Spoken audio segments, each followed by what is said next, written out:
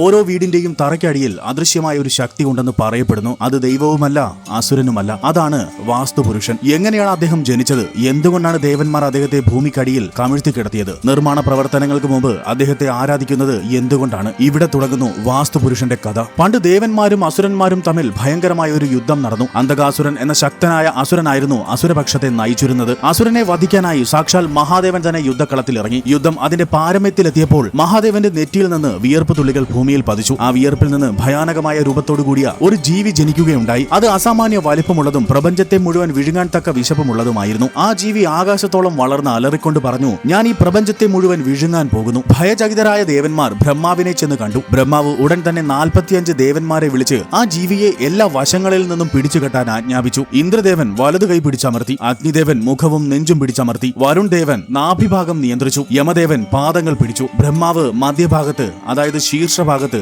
അമർന്നിരുന്നു. ഇങ്ങനെ ദേവന്മാർ എല്ലാവരും ചേർന്ന് ആ ഭീകരമായ ജീവിയെ ഭൂമിക്കടിയിൽ കമിഴ്ത്തി കിടത്തി. ഓരോ ദേവനും എവിടെയാണോ അമർത്തിയത് ആ ഭാഗം ആ ദേവന്റെ സ്ഥാനമായി മാറി. താൻ എന്തിനാണ് ഇങ്ങനെ ബന്ധിക്കപ്പെട്ടതെന്ന് ആ ജീവി ചോദിച്ചപ്പോൾ ബ്രഹ്മാവ് മറുപടി നൽകി, നിന്റെ അനിയന്ത്രിതമായ വളർച്ച ലോകത്തിന്റെ സമനില തെറ്റിക്കും. അതിനാൽ നീ ഇനി മുതൽ വാസ്തുപുരുഷൻ എന്ന നാമത്തിൽ അറിയപ്പെടും. തുടർന്ന് ബ്രഹ്മാവ് അദ്ദേഹത്തിന് ഒരു വരം നൽകി. ഇനി മുതൽ ഭൂമിയിൽ ഏതൊരു നിർമ്മാണ പ്രവർത്തനം നടക്കുമ്പോഴും മനുഷ്യർ ആദ്യം നിന്നെ ആരാധിക്കണം. നിന്നെ അവഗണിക്കുന്നവരുടെ വീടുകളിൽ അശാന്തിയും ദുരിതവും ഉണ്ടാകും. നിന്നെ പൂജിച്ച് നിർമ്മാണം നടത്തുന്നവർക്ക് സമാധാനവും ഐശ്വര്യവും ലഭിക്കും. അങ്ങനെയാണ് വാസ്തുപുരുഷൻ ഭൂമിയുടെ ആധാരമായി മാറിയത്. ഇന്നും ഓരോ വീടോ ക്ഷേത്രമോ പണിയുന്നതിന് മുമ്പ് വാസ്തുപുരുഷനെ വണങ്ങുന്നത് അതുകൊണ്ടാണ്. ഓരോ വീടിന് താഴെയും വാസ്തുപുരുഷൻ തലകീഴായി കിടക്കുമ്പോൾ അദ്ദേഹത്തിന്റെ ശിരസ് ഈശാന കോണിലും അതായത് വടക്ക് കിഴക്ക് കോണിലും, കാലുകൾ നൈരതി കോണിലും അതായത് തെക്ക് പടിഞ്ഞാറാണ്. വീടിന്റെ ഏതെങ്കിലും വശത്ത് തെറ്റായ നിർമ്മാണം നടക്കുമ്പോൾ വാസ്തുപുരുഷന്റെ ആ ഭാഗത്തിന് വേദന അനുഭവപ്പെടുന്നു. ഈശാന കോൺ അതായത് വടക്ക് കിഴക്ക്, ഇത് വാസ്തുപുരുഷന്റെ ശിരസാണ്. ഇവിടെ ടോയ്ലറ്റോ കിച്ചനോ അല്ലെങ്കിൽ ഭാരമുള്ള സാധനങ്ങളോ വെച്ചാൽ അത് വാസ്തുപുരുഷന്റെ തലയിൽ ഭാരം ഏൽപ്പിക്കുന്നതിന് തുല്യമാണ്.